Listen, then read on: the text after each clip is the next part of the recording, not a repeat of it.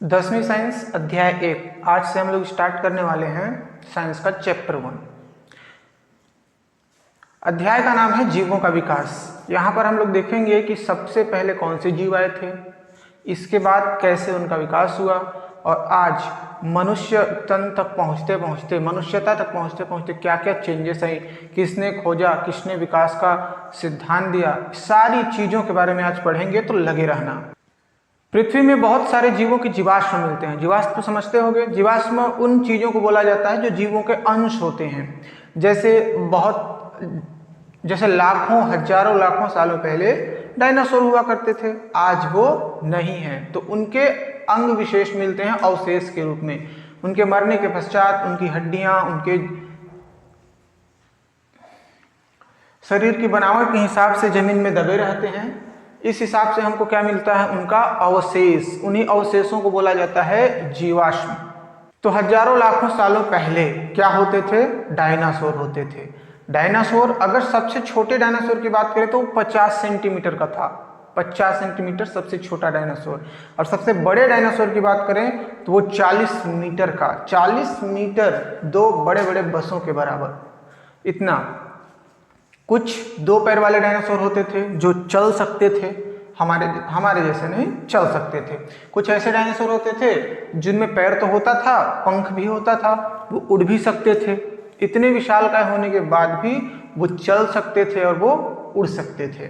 कुछ डायनासोर ऐसे थे जो फूल पत्ती खाकर भी खुश रहते थे, लेकिन कुछ डायनासोर हरामी, जीव जंतु को मार के ही खाएंगे। तो कुछ मांसाहारी भी होते थे और कुछ शाकाहारी भी होते थे। तो डायनासोर चल भी सकते थे, उड़ भी सकते थे। सबसे छोटा 50 सेंटीमीटर का, सबसे बड़ा 40 मीटर का हो सकता था। कुछ शाकाहारी हो सकते थे, कुछ मांसाहारी हो सकते थे।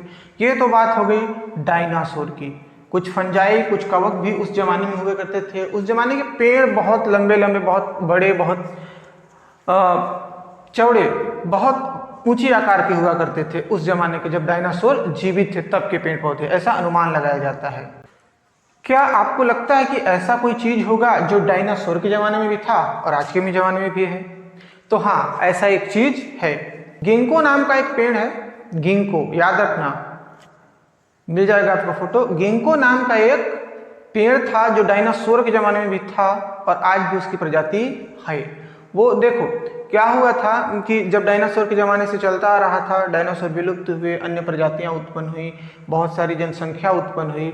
इसके बाद द्वितीय विश्व युद्ध में अमेरिका ने परमाणु बम से हमला किया था जापान में। तो पहली पनपने वाली जो जीव थी, जो पेड़ था, वो था गिंको। जापान में है, हिरोशिमा में।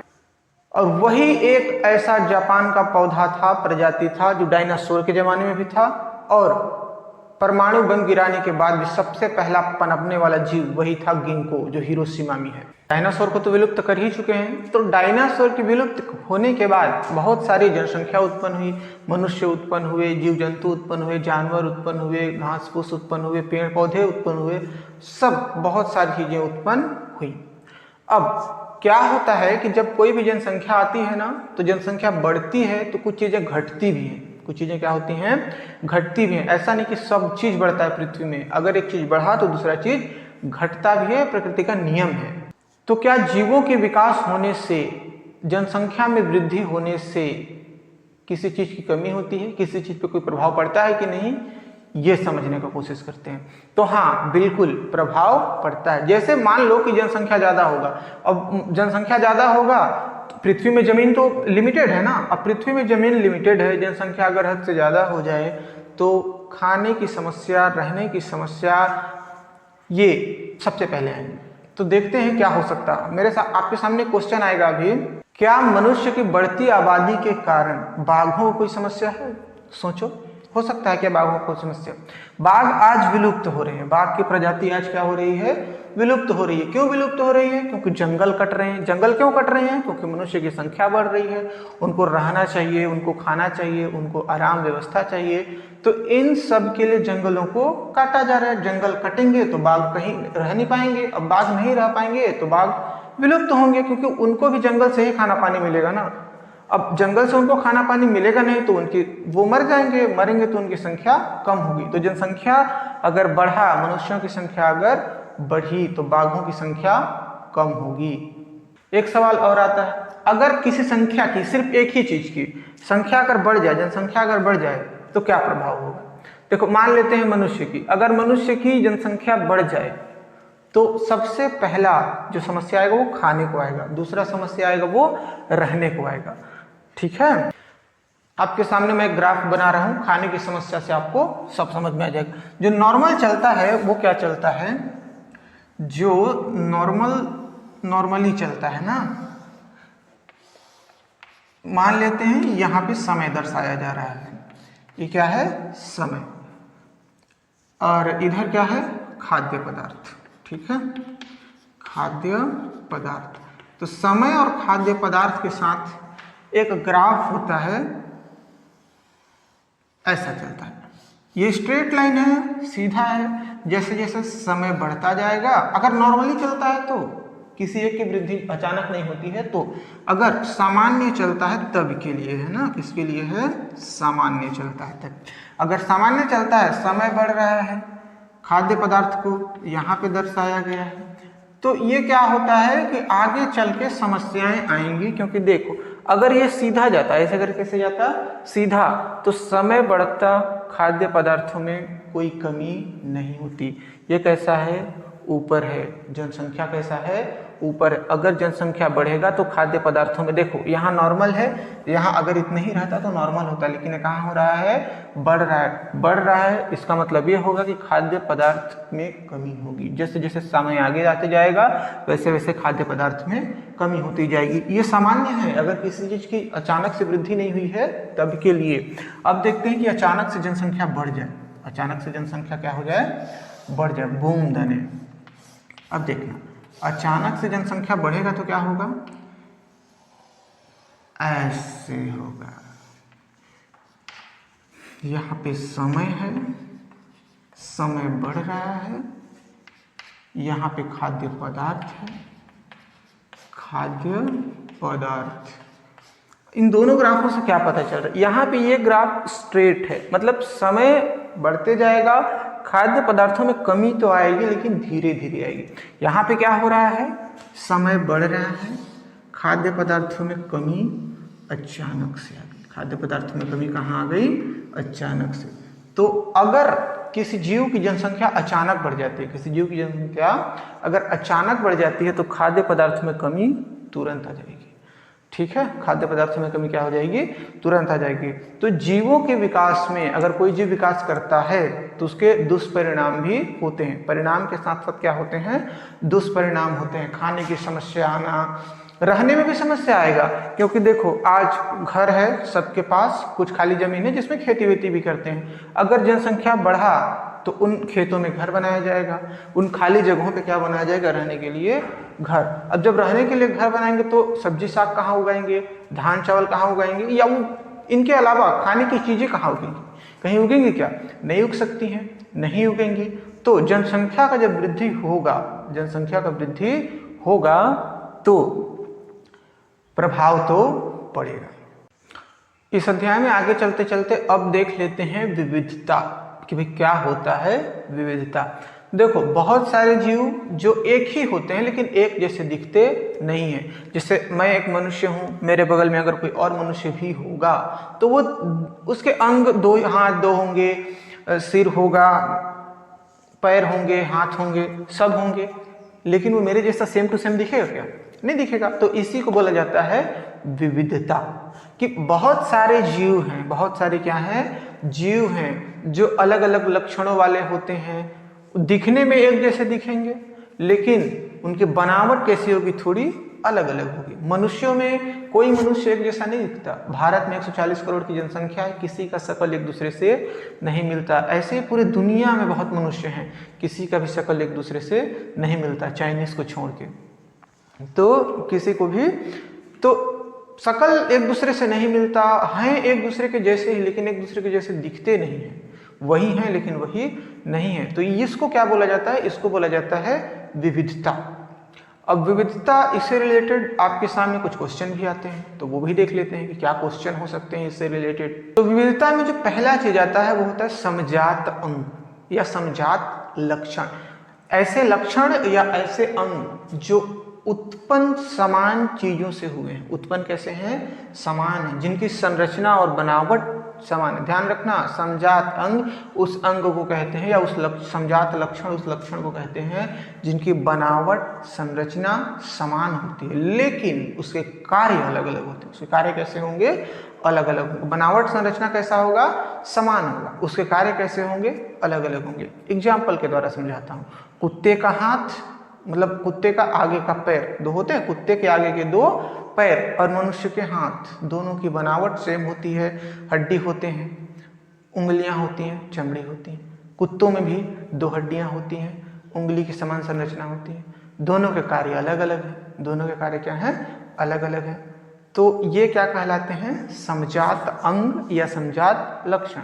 उदाहरण के रूप में ध्यान रखना, मनुष्य के हाथ और कुत्ते के आगे के पैर, इनको क्या बोला जाएगा? समजात अंग। क्यों? क्योंकि इनकी रचना और बनावट एक समान है, लेकिन इसके कार्य अलग अलग हैं। घोड़े के आगे के पैर, चमगादड़ के पंख, ये सब भी किसके एग्जाम्पल हैं? समजात अंग के एग्जाम्पल हैं। तो याद रखना इन चीजों को, समजात अंग। समजात अंग के बाद दूसरे बाद पढ़ते हैं समवृत्त अंग। अब देखो, समजात अंग में क्या था? बनावट सेम था, कार्यविधि या काम अलग अलग था। समवृत्त अंग में अपोजिट हो जाता है, उल्टा हो जाता है। बनावट अलग अलग होगा, लेकिन कार्य दोनों के क्या होंगे? सेम होंगे। मैं आपको एग्जाम्पल के द्वारा समझाता हूँ। तितली के पंख और किसी भी चमगादड़ के पंख, तितली के पंख और एग्जाम्पल के रूप में ले लेते हैं चमगादड़ के पंख। दोनों में आपको देखने को क्या मिलेगा? दोनों का काम समान है, उड़ना। दोनों का काम क्या है? उड़ना। तितली भी अपने पंखों से उड़ती है, चमगादड़ भी अपने पंखों से उड़ता है, लेकिन इनकी बनावट अलग अलग है। चमगादड़ के पंखों में हड्डियां पाई जाती हैं, तितली के पंखों में हड्डियां नहीं पाई जाती। इसका मतलब क्या है? इनकी बनावट अलग अलग, इनकी बनावट अलग अलग है, लेकिन काम दोनों का सेम है, उड़ना। ठीक है, तो इनको क्या बोला जाएगा? समवृत्त अंग। ऐसे अंग जिनकी बनावट अलग अलग होती है, लेकिन जिनका काम समान होता है, उन अंगों को क्या बोला जाता है? समवृत्त अंग। अब तीसरा क्या आता है? अवशेषी अंग। अवशेषी अंग उनको बोला जाता है जो पहले थे अब नहीं है। अवशेष, पहले थे लेकिन अब नहीं है। फॉर एग्जाम्पल, मनुष्य का जब विकास हो रहा था, बंदर से मनुष्य बन रहे थे, तो पूंछ था, अब पूंछ नहीं है। तो पहले था, अब नहीं है। इसको क्या बोला जाएगा? अवशेषी अंग। हमारे शरीर के अंदर पहले क्या हुआ करता था? वर्मी फॉर्म अपेंडिक्स हुआ करता था। वर्मी फॉर्म अपेंडिक्स अब नहीं होता है। बड़ी आंत के पास पाया जाता था, अब नहीं पाया जाता है। तो पहले था लेकिन अब नहीं है, इसको क्या बोला जाएगा? अवशेषी अंग। उदाहरण तो मैं बता ही दूंगा। पूंछ पहले पाया जाता था, जब विकास हो रहा था बंदरों से मनुष्य में, तो पहले पाया गया, लेकिन अब नहीं पाया गया, तो इसको क्या बोला जाएगा? अवशेषी अंग। ठीक है, तो तीन प्रकार के लक्षण या तीन प्रकार के अंग हुए। सबसे पहले समजात, बनावट सेम, कार्य अलग अलग, समजात अंग। दूसरा था समवृत्त अंग, बनावट अलग अलग, काम एक। तीसरा है अवशेषी अंग, इसमें क्या होता था? पहले था, अब नहीं है, इसको क्या बोला जाएगा? अवशेषी अंग। तो तीन प्रकार के अंग हो गए या तीन प्रकार के लक्षण हो गए। ये विविधता यहाँ पे हो जाता है समाप्त। अभी तक हम लोग क्या मान के चल रहे हैं कि जो डायनासोर थे वो विलुप्त हो चुके थे। मैं आपको एक कहानी बता रहा हूँ, 1938 के लगभग की बात है। अफ्रीकी तटों में, अफ्रीकी समुद्री तटों में मछुआरे मछली मारने जा रहे थे। अब मछली मारने गए, उनका भी मानना था कि जो डायनासोर काल के जीव थे वो विलुप्त हो चुके थे। वो सारे के सारे क्या होते? बड़े जीव विलुप्त हो चुके थे। लेकिन उन्होंने एक ऐसा जीव पाया जो दिखने में मछली के समान था और उभयचर के समान था। मछली के भी समान था, उभयचर के भी समान था। देखने में कैसा लगता था? मछली। नाम था उसका सीलकेंथ, बाद में नाम दिया गया सीलकेंथ। अब उनका मानना यह था कि इस मछली का विकास तो रुक चुका है, इस मछली का विकास रुक चुका है, लेकिन ऐसा नहीं है। अब देखो, जो जिसकी डेथ हो जाती है उसमें विकास नहीं होता, जिसकी डेथ हो जाती है उसमें क्या हो जाता है, विकास नहीं होता। तो इस मछली को, ये मछली जिंदा थी लेकिन इसमें विकास नहीं हो रहा था। मछली कैसी थी, जिंदा तो थी, सीलकेंथ जो मछली थी, फोटो आपको मिल जाएगा। जो सीलकेंथ मछली था वो जिंदा था लेकिन उसमें विकास नहीं हो रहा था। तो ऐसों को उन लोगों ने क्या बोलना शुरू कर दिया, कुछ समय तक तो वो लोग बोले कि जीवित जीवाश्म, जिंदा जीवाश्म है, लेकिन जीवाश्म तो मरने के बाद बनता है, जिंदा जिंदा तो बनता नहीं है। तो उनका मानना था कि ये जीवित जीवाश्म है, लेकिन ऐसा किसी चीज को कहना भी ठीक नहीं है। जो जीवित है वो जीवाश्म कैसे हो सकता है, और जो जीवाश्म है उसी में विकास नहीं होता, और मछली में भी विकास नहीं हो रहा था। तो वो मछुआरे क्या मान के चल रहे थे कि ये जीवित जीवाश्म है, लेकिन बाद में इसको रिजेक्ट कर दिया गया, कोई जीवित जीवाश्म नहीं हो सकता। तो एक मछली सीलकेंथ जो आदि काल में भी थी, उसमें विकास नहीं हो रहा था, मछुआरों को मिला तो उन्होंने ये समझा कि ये जीवित जीवाश्म है, क्योंकि इसमें विकास तो नहीं हो रहा था। तो ये है बीच में एक सीलकेंथ की कहानी। तो यहाँ पे मछलियों में विकास नहीं हुआ, ये उभयचर के समान भी दिखते थे और मछली के समान भी दिखते थे। अब हमारे सामने एक बढ़िया सा टॉपिक आ गया, चयन और विकास। चयन और विकास। चयन क्या होता है? चयन का मतलब होता है चुनना, किसी चीज को सेलेक्ट करना, ये क्या कहलाता है, चयन। और विकास क्या कहलाता है, मतलब चयन के द्वारा होने वाली अच्छी चीजों को क्या बोला जाएगा, विकास। ठीक है, तो पढ़ते हैं चयन और विकास। चयन मतलब मैं आपको बता ही चुका हूं, चुनना। चयन का मतलब क्या होता है, चुनना। अब चयन दो प्रकार के होते हैं, एक तो हो जाएगा कृत्रिम चयन और एक हो जाएगा प्राकृतिक चयन। सबसे पहले डिस्कस करते हैं प्राकृतिक चयन को। देखो क्या होता है कि प्रकृति में जितनी भी चीजों का विकास होता है जिसको हम अपने मर्जी अनुसार नहीं करते हैं, वो क्या कहलाता है, प्राकृतिक चयन कहलाता है। जिनको हम अपने मर्जी के अनुसार से नहीं करते उसको क्या कहते हैं, प्राकृतिक चयन। उदाहरण के रूप में पहले आम बड़े बड़े हुआ करते थे, अब आम थोड़े छोटे छोटे होते हैं। पहले फसलों की पैदावार ज़्यादा नहीं होती थी, आज फसलों की पैदावार ज़्यादा होती है। फूलों में भी विविधता पाई जाती है, पहले के पेड़ बहुत बड़े बड़े होते थे, आज के पेड़ बहुत नहीं लेकिन पहले की तुलना में छोटे छोटे होते हैं। तो इस सब को सेलेक्ट कौन किया, ये सब प्राकृतिक रूप से हुए। ये सब किस रूप से हुए, प्राकृतिक रूप से। तो इन सब चीजों को क्या बोला जाएगा, प्राकृतिक चयन। जैसे कि मान लो मेरे यहाँ एक फूल है और किसी दूसरे गांव में कुछ फूल फूल रहे हैं, एक बार बहुत हवा आया या बाढ़ आ गया, पानी आ गया, फूल बहा के दूसरी जगह चला गया, तो वो दूसरी जगह जाके उगेगा तो वहाँ की जलवायु के अनुसार से उगेगा, तो उसमें थोड़ी सी चेंजेस आ जाएंगी, उसमें थोड़ी सी क्या आ जाएंगी, चेंजेस। तो क्या ये हमारी मर्जी से हुआ, नहीं हुआ ना। तो इसको बोला जाता है प्राकृतिक चयन। जो चयन प्रकृति के द्वारा होता है उसको क्या बोला जाएगा, प्राकृतिक चयन। जो चयन हमारी मर्जी से होगा उसको बोलेंगे कृत्रिम चयन या मानव निर्मित चयन। फॉर एग्जाम्पल देखो पहले की तुलना में धान आज ज़्यादा हो रहा है, गेहूं ज़्यादा हो रहा है, हर खाने की सामग्री आज अच्छी आ रही है। तो यहाँ पे क्या है, पहले एक टमाटर में 5-10 टमाटर फलते थे, आज एक टमाटर में 5 किलो टमाटर फल जाते हैं। एक पौधे से 5 किलो टमाटर निकल जाते हैं, पहले इतना नहीं निकलते थे। ये क्यों, मनुष्यों ने शोध किया, हाइब्रिडाइजेशन, संकरण कराया और नई किस्मों का चयन किया। तो इनको बोला जाता है कृत्रिम चयन। मनुष्य के द्वारा जो चयन होता है उसको क्या बोला जाएगा, कृत्रिम चयन। प्रकृति के द्वारा जो चयन होता है उसको क्या बोला जाएगा, प्राकृतिक चयन। पहले सिर्फ टमाटर के पौधे से टमाटर ही फलता था, ठीक है, टमाटर के पौधे से क्या होता था, सिर्फ टमाटर ही फलता था। तो ये क्यों, प्राकृतिक चयन के कारण। लेकिन आज टमाटर के पौधे में या भंटा के पौधे में, भंटा मतलब बैगन के पौधे में आज टमाटर फल जा रहा है, काट के जोड़ देते हैं तनों, ठीक है, ग्राफ्टिंग कर देते हैं, तो क्या बन जाता है, बैगन के पौधों में टमाटर फल जाता है। तो ये कौन सा चयन कहलाएगा, ये कहलाएगा कृत्रिम चयन। ठीक है, प्राकृतिक चयन और कृत्रिम चयन। इससे विकास भी हुआ। विकास मतलब कह लें तो फसलों के पैदावार में वृद्धि हुई। पैदावार में क्या हो गई, वृद्धि। पहले कम मिलते थे पैदावार, आज पैदावार ज्यादा मिलते हैं। अभी पृथ्वी काफी विकसित हो चुकी है, काफी बहुत ज्यादा क्या हो चुकी है, विकसित हो चुकी है। तो विकसित हुई है तो इसका किसी न किसी ने तो सिद्धांत दिया हो।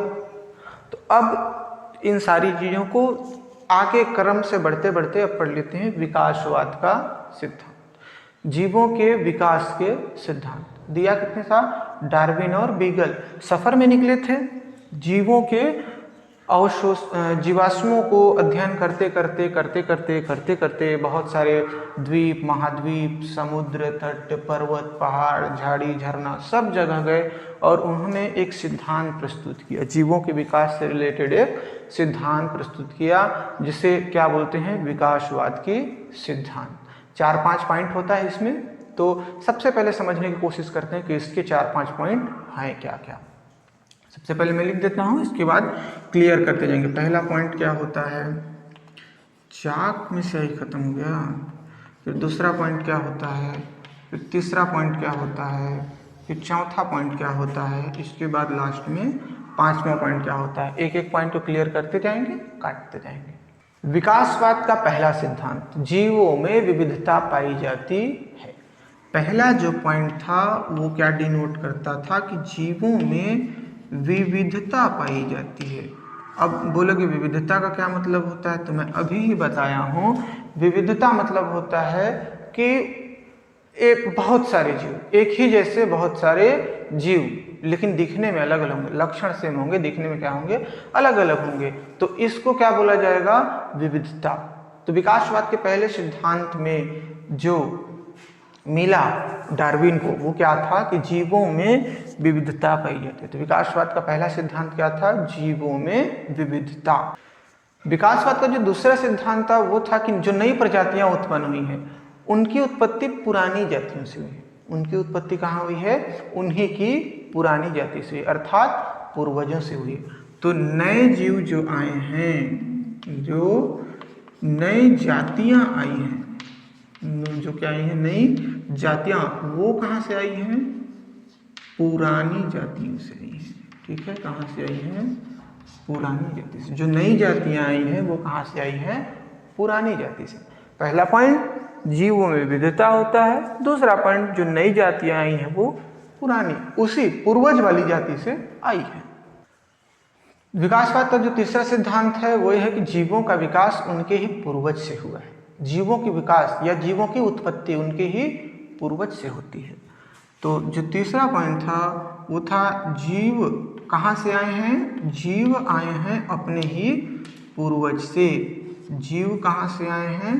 अपने ही पूर्वज से आए हैं।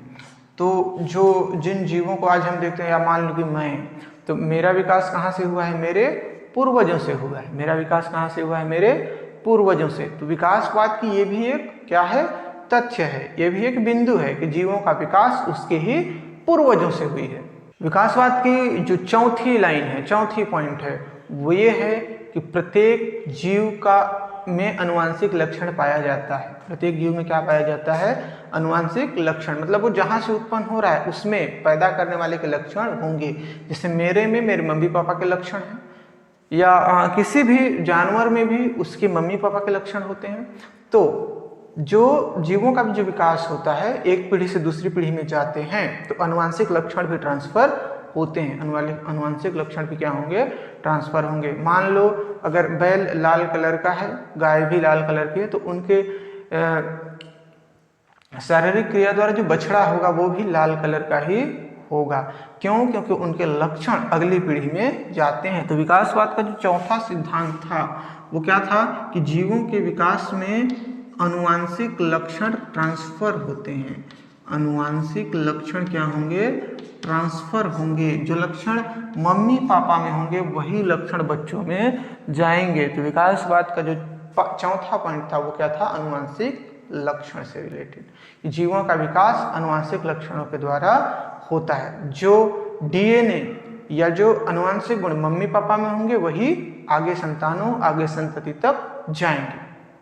और जो चौथा के बाद जो 5वां पॉइंट है, विकासवाद का जो 5वां पॉइंट है वो है बदलाव का। कि जीवों में बदलाव होते रहता है, उनके अनुकूलन में बदलाव होता है, जिससे जीवों का विकास होता है।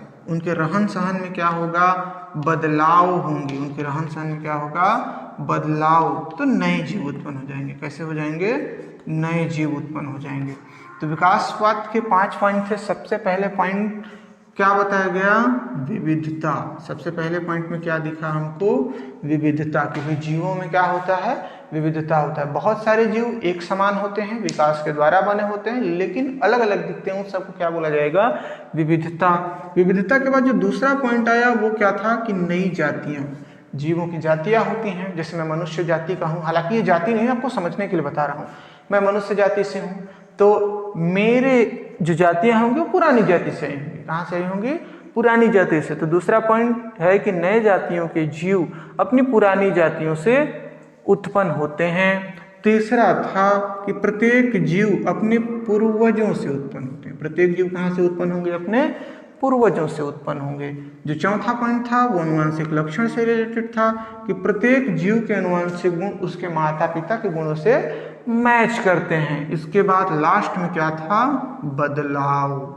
जीवों के शारीरिक हो चाहे मानसिक हो चाहे किसी भी चीजों में हो, थोड़ा सा बदलाव आता ही है। तो थोड़ा सा बदलाव आया, यही तो विकास है। यही क्या है? विकास। तो बदलाव होता है, उसमें क्या होता है? विकास। तो ये क्या था? जीवों का विकासवाद। जीवों का विकासवाद 5 पॉइंट था, 5 पॉइंट हो गया समाप्त। ये करना है आपको याद, इंपॉर्टेंट क्वेश्चन है, पेपर में आता है। ठीक है। अब जीवों के विकास के बाद, मतलब विकासवाद के सिद्धांत के बाद, अब पढ़ते हैं अनुकूलन। क्या पढ़ेंगे? अनुकूलन। अनुकूलन मतलब क्या होता है? देखो, किसी भी परिस्थिति में ढल जाना क्या कहलाता है? अनुकूलन। किसी भी परिस्थिति में ढल जाना ये कहलाता है अनुकूलन। मैं आपको समझाता हूँ ना, हमारे दैनिक जीवन से रिलेटेड चीज़ों में। गर्मी आता है, हम गर्मी में भी जिंदा रहते हैं।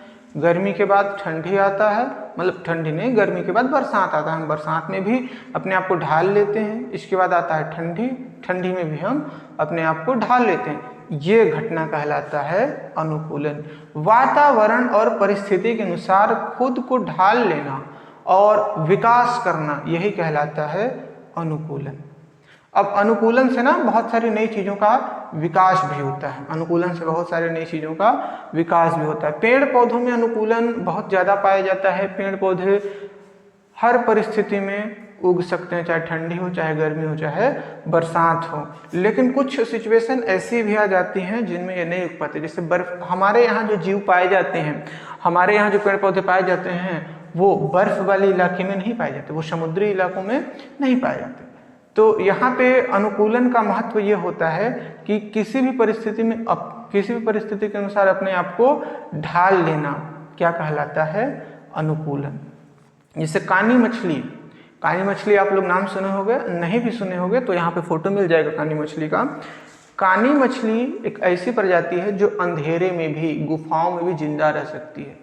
पहले ऐसा नहीं होता था, पहले ऐसा नहीं होता था। पहले जो मछलियाँ नहीं, सिर्फ कानी मछली की बात करें तो उसकी जो पहली प्रजाति थी वो रोशनी वाले इलाकों में रह सकती थी। ऐसे पानी में रहती थी जहाँ पे रोशनी आता था आंखों को दिखाई देने के लिए। लेकिन जब वो गुफाओं में कैद हो गई, जब वो क्या हो गई? गुफाओं में कैद हो गई। जब गुफाओं में कैद हुई तो उनकी जो प्रजातियां उत्पन्न हुई वो अंधेरे में भी जीवन यापन करने में सक्षम हुई। अंधेरे में भी जीवन यापन करने में क्या हो गई? सक्षम हो गई। तो इसी को बोला जाता है अनुकूलन। जो कानी मछली जो रोशनी वाले पानी में रहती थी, लेकिन गुफाओं में फंसने के बाद, गुफाओं में कैद होने के बाद अब जीवन यापन तो करना है, जीवन यापन करना है, अंधेरे में भी रहने का वो आदत डाली तो वो अपनी प्रजाति बढ़ाई, फिर वहां भी जाकर के अपनी प्रजाति बढ़ाई। तो इस घटना को क्या बोला जाएगा? अनुकूलन। हमारे में भी होता है, ठंडी में भी हम जिंदा रह सकते हैं, ठंडी के बाद गर्मी आता है उसमें भी जिंदा रहते हैं। तो ये हमारे अंदर भी क्या है? अनुकूलन। हमारे अंदर भी क्या है? ये अनुकूलन। तो अनुकूलन आपको समझ में आया होगा। अनुकूलन के बाद अब पढ़ते हैं प्रजातिकरण।